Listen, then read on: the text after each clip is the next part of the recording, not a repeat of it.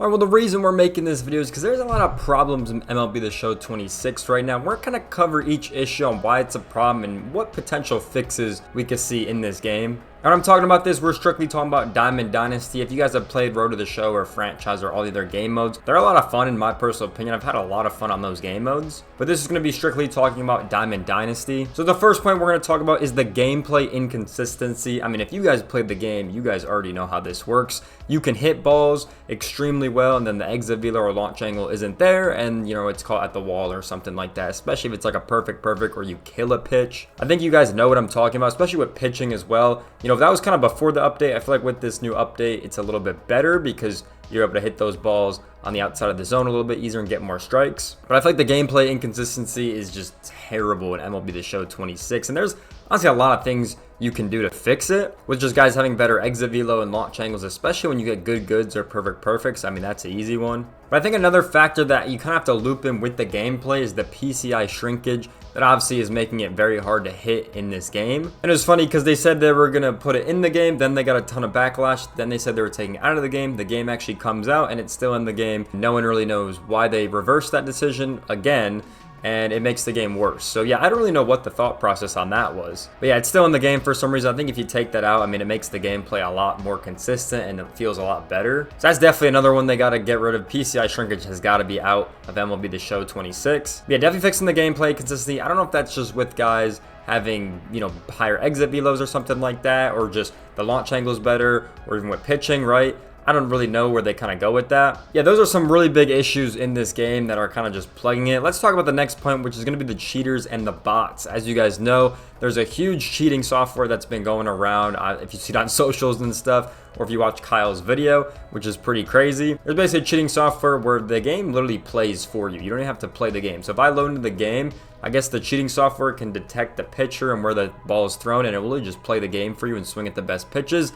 And it will also pitch for you as well, so you don't even have to play the game. If you watch Kyle's video, you guys know what we're talking about. It's just insane to look at and insane to watch, honestly. So yeah, the cheating thing is a big problem. I don't really know if a lot of people at the lower like elos are really seeing cheaters though, or if it's just the high World Series, you know, all those high ranks are seeing that. I actually really don't know, but I feel like at the lower levels, it's probably not as big as a thing compared to the higher levels. And then bots is another huge one. I remember seeing a tweet, I think it was the first or second season of Ranked, where like the whole leaderboard was bots apparently. Like everyone's account was like basic, and you can kind of tell it's a bot just with the default profile pictures. The names don't really make sense. So there's a lot of key things there that kind of proves that all these accounts, PlayStation and Xbox, were bots, which is just insane to think about. So that's obviously a massive problem, and there's not much they could do. I mean, they could develop a whole anti-cheat, but that's obviously going to take some time, right? And then I feel like every game has bots, so, you know, that's like a hard topic to tackle, but it does need to be something that they do tackle, because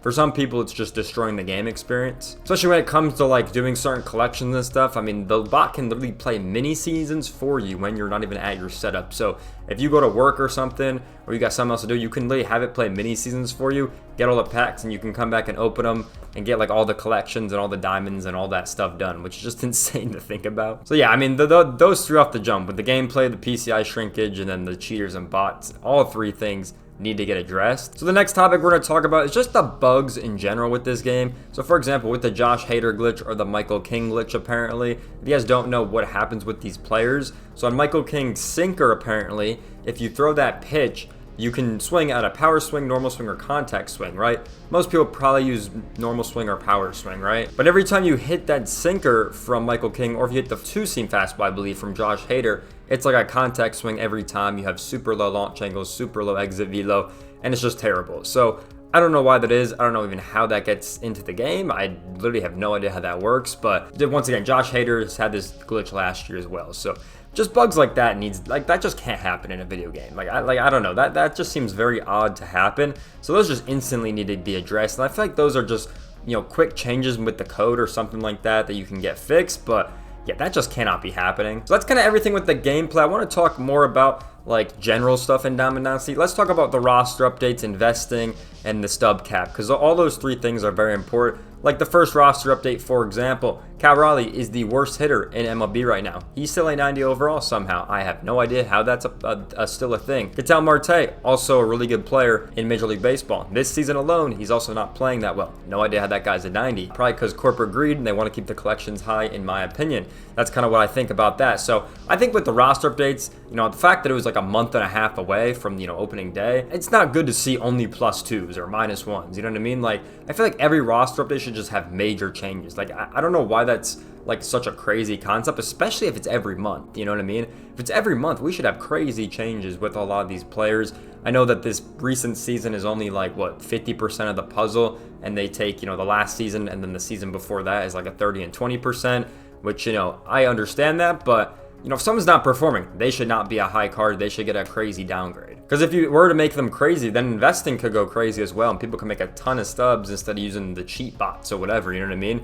And the fact they put caps on investing, you can only get 20 cards, it's just really weird, and it just feels like they want people to buy stubs or something like that. I don't know, it just seems very weird. So it's kind of harder to make stubs on roster update with the caps. Thankfully, they still have the exchange packs you could use to put exchange silvers to golds or bronze to silver to be able to get overcapped and be able to make a lot of stubs, but it does take some time to do that, which is very annoying. And obviously there was the stub cap at the beginning of the year, was set at 500k. The first or second update, I'm pretty sure they removed that for some reason, and now the cards are just going crazy. I don't know about you guys, but the fact that Ohtani's like 800k now is just insane. I mean, I remember back in the day when Mike Trout was the highest overrated live series card, and he was going for 300k max. That was the max card in the whole entire game, to be honest. I don't think any other card was above that price tag. Even the 99s at the end of the year weren't even that high. So it's just kind of crazy, like, to see kind of how the games have developed over the years, that it keeps going higher and higher. I know there's more ways to earn stubs, like with mini seasons, with Diamond Quest, right? With Weekend Classic, for example, right?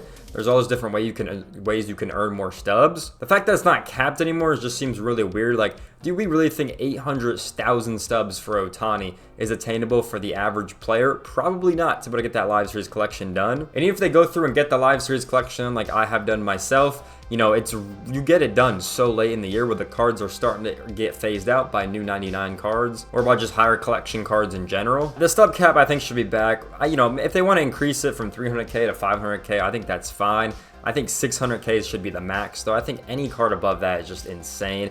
And the fact that you have to get it for the live series collection is just so dumb. So yeah, that whole system with the roster update, once again, I think they should do major upgrades, get rid of the investing cap, let people be over capped like a crazy amount, and then I think the stub cap should be back. I think the average players would want to play more if they knew that the collections were attainable. I mean, you look at Ohtani now, he doesn't seem attainable to the average person. Just the last thing we're gonna go over is the servers, the menus, and the UI. I don't think a lot of people have liked the UI this year. The menus also take forever to load, which was just not a thing with the old UI. I know a lot of people want the old UI back, and I don't really blame them, to be honest, because it feels like I'm watching I'm watching Netflix or something. Like I gotta scroll so much, or I'm watching some TV show, with all the different shows, right? I don't know, it looks very different than what we had, and then I don't think a lot of people like it, and they also take forever, which is obviously not good. And I know a lot of people complain about the servers and stuff. I don't know how much there is to improve on the servers right now. I mean, it's definitely a problem with the freeze offs and everything like that we've seen over the last couple of years, and especially when big updates drop, a lot of people are on, when the game comes out or when a big update drops, the servers do tend to lag a little bit because there's so many people on the platform at one time. So yeah, those are just all the issues with this game right now, at least in Diamond Dynasty. If you guys are playing Road to the Show or you're playing Franchise, it's a lot of fun to play. I ain't gonna lie. Those modes have definitely kept me on this game because they're a lot of fun to play. Road to the Show is probably the best game mode in the game right now. And I'd probably put Franchise, maybe second or third with Diamond Dynasty, because I do like Diamond Dynasty. And there's a lot going for it in this year's game, but there's just so many issues it has, and a lot of people have talked about, a lot of people have made videos about it, and that's why the game is already on sale for 20 bucks. I already saw on the Switch you could get the game for 20 bucks apparently, and we're in May and we don't have the All-Star break yet, which is insane that there's already a sale on the game. I think they did the normal 33% off sale already, which I feel like they usually don't do it this early in the year, which is kind of insane to me. So those are all the problems with the game. Maybe once the sales decline year after year, maybe they'll start fixing the game. I don't really know what else they gotta do, but these are the main things that they should focus on moving forward. I think if they fix a lot of these issues, they improve the bugs, they remove the caps on roster updates, have the roster updates go crazy, they can fix gameplay by removing shrinkage and tweaking some things, you can make the game pretty decent. And obviously servers and cheaters are going to be the hardest things to address, but you can make some simple, fixable decisions and make the game already better. But that's all I have for this video. Let me know down below in the comment section any problems you have with the game that I didn't mention or any problems I did mention. I definitely want to hear your guys' thoughts about this video in the comment section down below. With that being said, make sure you guys look at all the socials linked down below in the description. You guys can follow me on X, Instagram, our Discord server. I recently just got on Substack as well for all the World Baseball Classic content on there. So if you guys want to follow me on there, I definitely appreciate it. I just did my first article on the 2026 World Baseball Classic, so go check it out if you haven't. It'll be linked down below in the description. With that being said, I hope you guys enjoyed today's video. Make sure you guys like, comment, subscribe. I'll see you guys in the next one. Peace out, everyone.